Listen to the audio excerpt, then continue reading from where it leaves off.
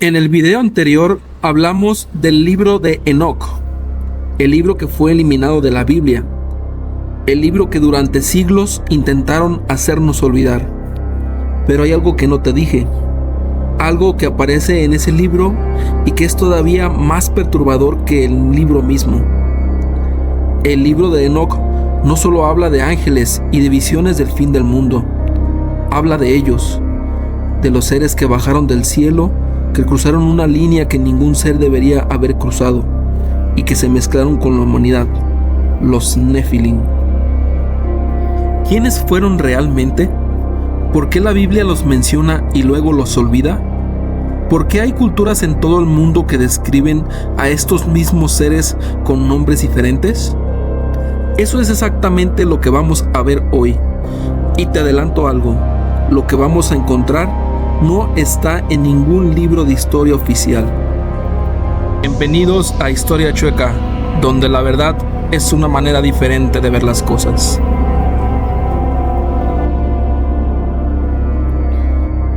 Empecemos desde el principio.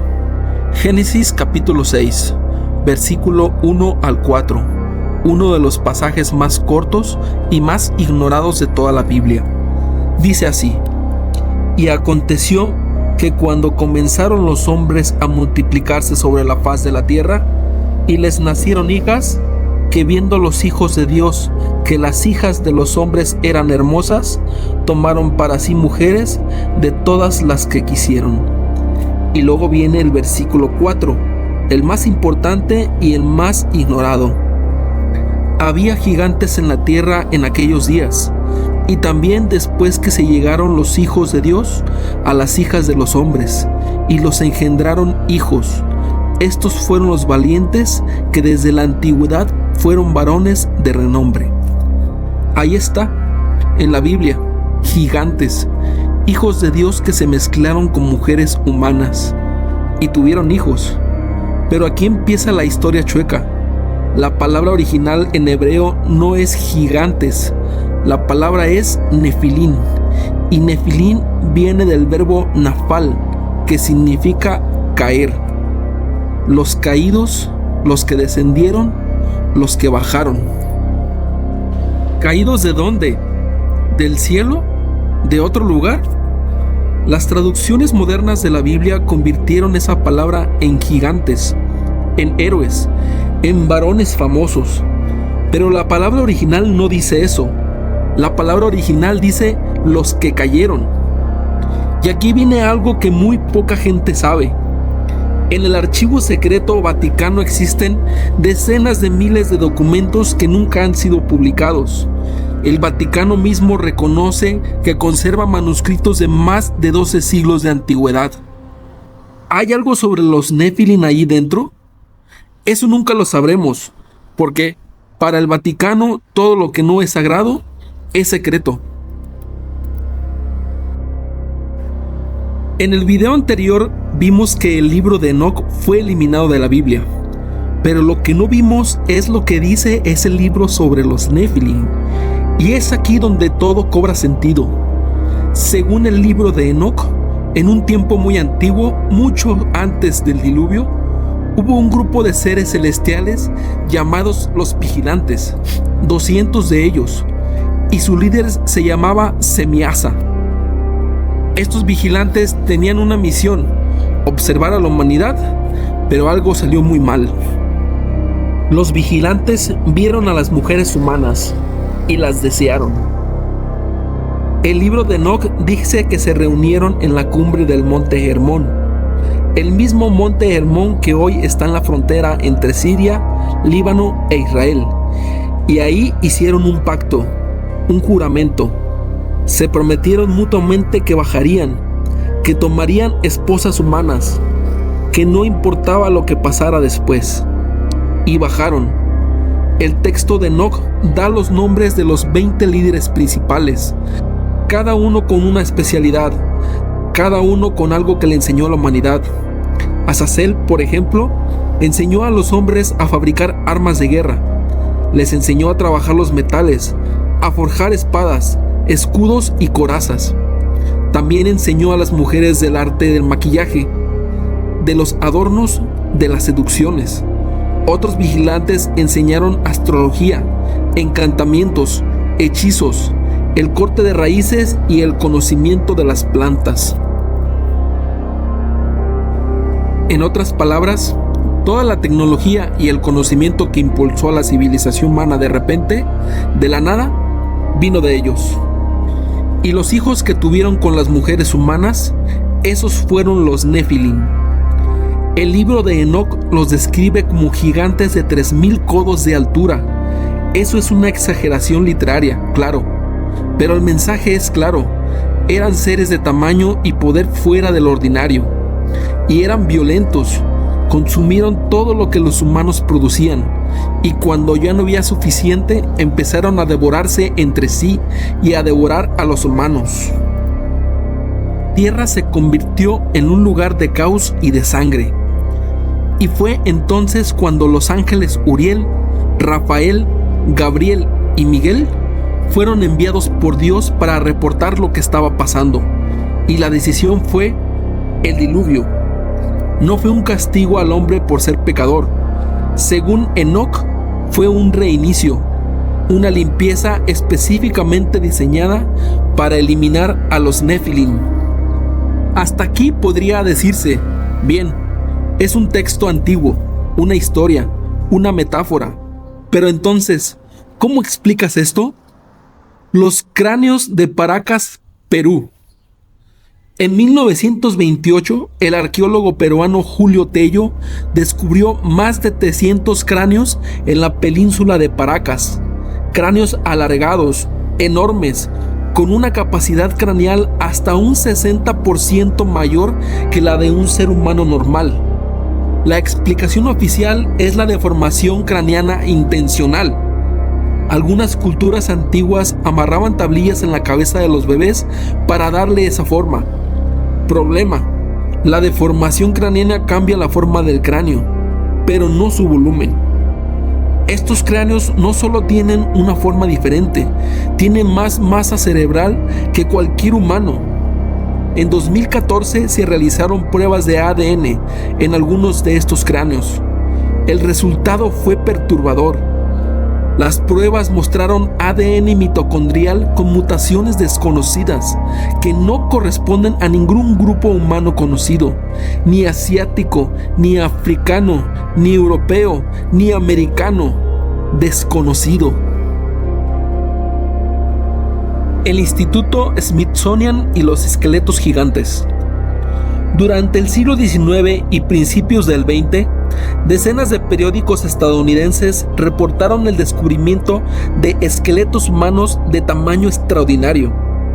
El New York Times en 1902 reportó el hallazgo de esqueletos de más de 2,80 metros en Wisconsin. Periódicos de Minnesota, Ohio, Indiana reportaron hallazgos similares. Muchos de estos fueron enviados al Instituto Smithsonian para su análisis y desaparecieron. En 2014, el sitio de sátira World News Daily Report publicó una historia falsa sobre el Smithsonian que se viralizó como si fuera real. Pero el punto que nadie discute es este: ¿por qué los reportes de principios del siglo XX, antes del internet, antes de los fake news, describían todos lo mismo? Baalbek, las piedras que nadie explica. En el Líbano existe un sitio llamado Baalbek. Allí están las piedras más grandes que el ser humano ha colocado en alguna construcción en toda la historia conocida. Hay 3 bloques de piedra caliza, llamados trilitón. Cada uno pesa aproximadamente 800 toneladas métricas. 800 toneladas, cada uno. En 2014 se descubrió otro bloque aún más grande, de 1,650 toneladas. Sigue en la cantera, nunca fue movido. Ninguna grúa moderna puede levantar 1,650 toneladas en una sola pieza. Y estos bloques fueron cortados, transportados y colocados con una precisión milimétrica hace más de 2000 años. ¿Quién los movió? ¿Cómo? La arqueología oficial no tiene una respuesta satisfactoria. Ahora viene la parte que a nadie le enseñan en la iglesia ni en la escuela. En el año 325 después de Cristo, el Concilio de Nicea decidió qué libros entrarían en la Biblia oficial y cuáles no. El libro de Enoc, con todo lo que cuenta sobre los vigilantes y los Nefilim, quedó fuera. ¿Por qué? La respuesta oficial es que no cumplía con ciertos criterios de canonicidad. Pero hay otra posibilidad que nadie en las instituciones religiosas quiere discutir. Si los Nefilim existieron, si los ángeles bajaron y se mezclaron con humanos, entonces la narrativa de la creación cambia completamente. Y eso tiene implicaciones que afectan el poder de cualquier institución religiosa. Pero aquí está el dato que no tiene explicación fácil. Los Nefilim no son solo un fenómeno bíblico. En la Mesopotamia antigua, los sumerios hablan de los Anunnaki, que bajaron del cielo, que se mezclaron con humanos, que les enseñaron civilización. Las tablillas sumerias, algunas de ellas con más de 5000 años de antigüedad, describen a los Anunnaki como los creadores de la humanidad moderna. En la India, los Mahabharata hablan de los Devas y los Asuras, seres semidivinos que interactuaban con los humanos.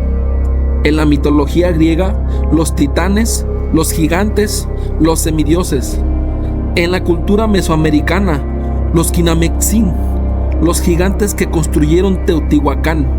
En los mitos nórdicos, los Jotuns, los gigantes de hielo. Culturas que no tuvieron contacto entre sí, separadas por océanos y milenios, y todas describen lo mismo. ¿Es coincidencia?